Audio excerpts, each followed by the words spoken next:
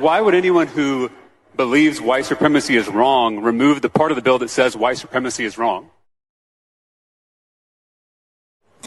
Let me ask it another way. Is it fair Mr. Talarico, you asked me a question. You said, do you plan to concur or not concur? Do you plan to call a point of order on this bill?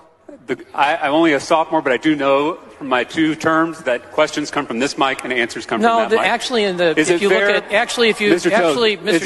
if you look at the House rules, we're allowed to have a discussion. Mr. Toth, is it fair to say that any bill... Do you not want to have a discussion? You asked me a question. Mr. Toth, I know these questions are difficult, but you got to do your best to answer them. Is it fair to say let's put the insults aside, Mr. Talarico?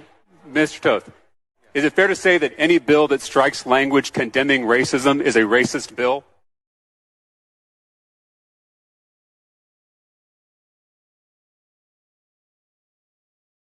Mr. Toth, we can move on to another question. This bill is teaching certain values. In Section FA1, the bill mandates that teachers teach an appreciation of participating in civic life, a commitment to the United States and its form of government, and a commitment to free speech and civil discourse. But we are choosing, in fact, you're choosing today not to teach students that white supremacy is morally wrong. So we are just teaching some values and not others in this bill. Is that correct? Is there anything in this bill, Mr. Talarico, that precludes the teaching of white supremacy?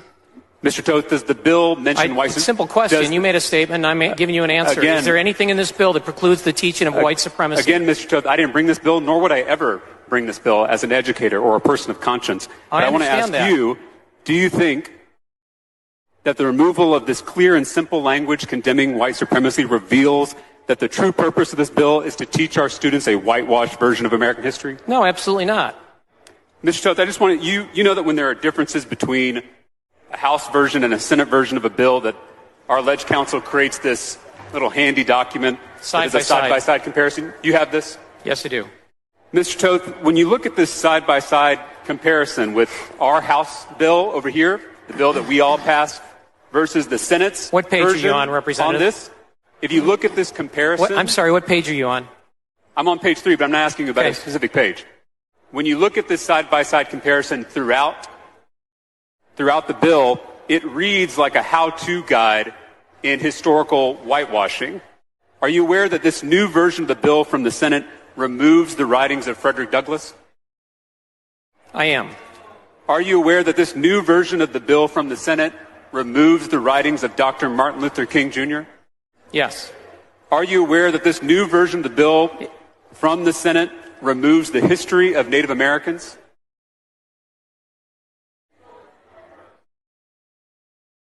The way the bill is laid out, that's a yes or no question. Because we were very clear that we could not be conclusive about every single document out there that we could. I'm going to give you an answer. This isn't a trial. I'm going to give you an answer. Okay, I'm ready for the answer. The way it's set out is so that a teacher can go to different documents in different authors by which to teach from. It's by no means meant to be a conclusive list. Let me just ask you one more time. Are you aware that this new version of the bill from the Senate removes the history of Native Americans? It's on page 3 of the side-by-side if you don't have it in front of you. Then I believe you. Okay. Are you aware that this new version of the bill removes mentions of Cesar Chavez? Yes. Are you aware that this new version of the bill removes mentions of Susan B. Anthony? Yes, I am. Yet the new version of the bill from the Senate, this is not the bill we all passed as a House, but the Senate's version, it still includes the writings of Alexis de Tocqueville, and he's not even an American. Could that be because he's a white man? Not exactly. And let me respond something. You brought up Susan B. Anthony. Are you aware, Representative, that Susan B. Anthony was an abolitionist? Again, I don't have to answer questions about this bill because I would we're never having a discussion here, and there's nothing. There's nothing about me in the rules not being able to ask you a question. From what I can see, were you also aware that she was pro-life? Mr. Toth, I know she fought against both slavery. I know these are hard questions. I really do, but I need you to try to answer them.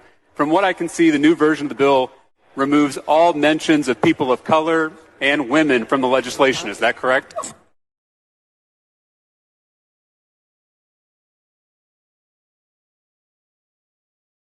Mr. Toth. Go ahead. I'm sorry. So by my count, the new version from the Senate, again, this is not the bill we passed as the House. This is the bill from the Senate.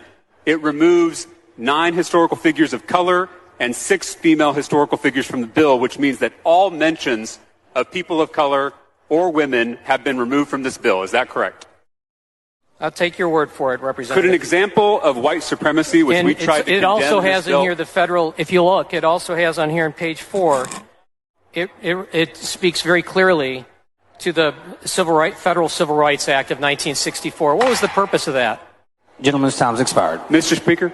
Mr. Talarico, for what purpose? I raise a point of order against further consideration of the Senate amendments to House Bill 3979 under Rule 11. Members, we're not going to have outbursts from the House floor. Under Rule 11, Section 2 of the House rules on the grounds that the Senate amendments are not germane to this bill, and Rule 8, Section 3 of the House rules, and Article 3, Section 35A of the Texas Constitution on the grounds that the bill contains more than one subject. Please bring your point of order down front.